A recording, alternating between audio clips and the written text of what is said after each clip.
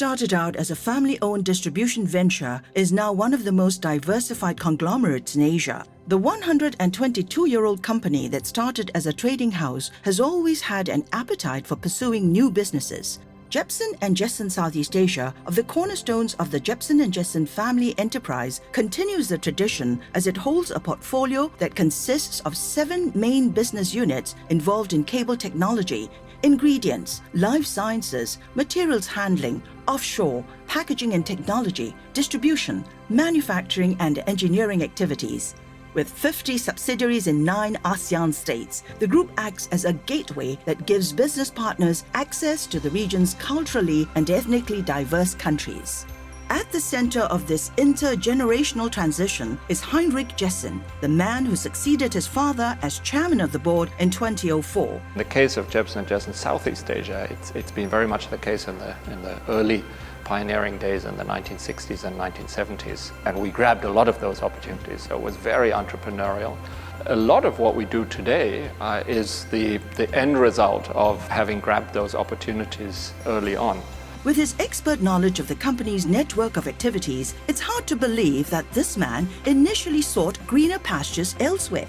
After graduating as a biologist, Heinrich Jessen went to the jungles of Papua New Guinea to pursue his passion in tropical ecology and the environment. He never thought that the greatest discovery he'll find in this part of the world would lead him back to a family heritage that dates back to 1895. So we have a few very key principles in the succession rules. You have to work in the business in order to be a shareholder.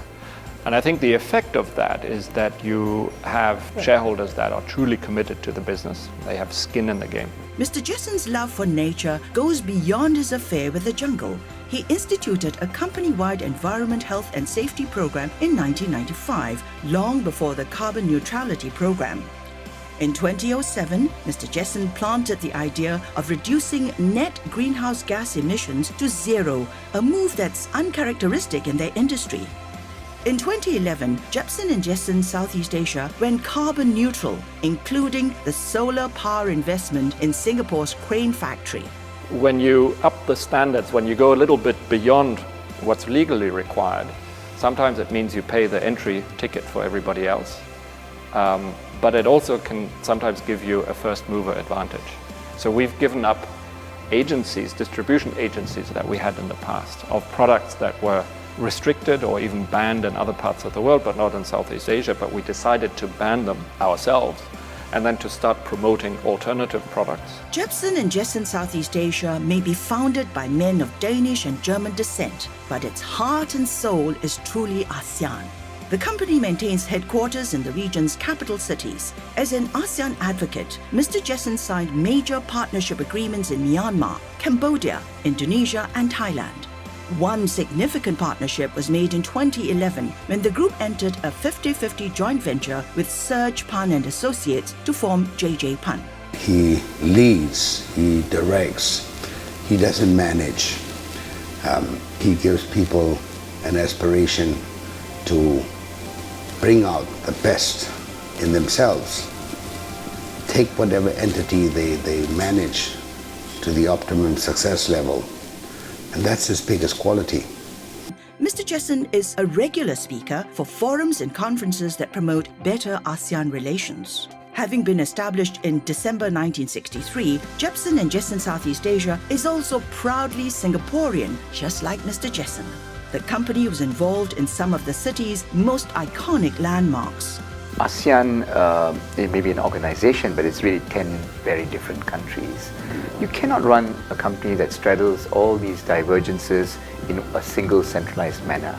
It makes sense to devolve decision-making to a lower level so that they are better able to understand the different complexities at the ground level. And it's a very competitive environment. We are always thinking about what are the business models for ourselves going forward, right? But I think it's because it's constantly churning that it's also exciting. Some families have had leadership roles for 100 years. Heinrich has allowed us to really understand how that change also does mean that your core principles, which the family values, are maintained. If somebody told me today that those 5 core values will be lived in Jebsen and Jessen a little less than 50 years from now when we turn 100. I would feel very fulfilled.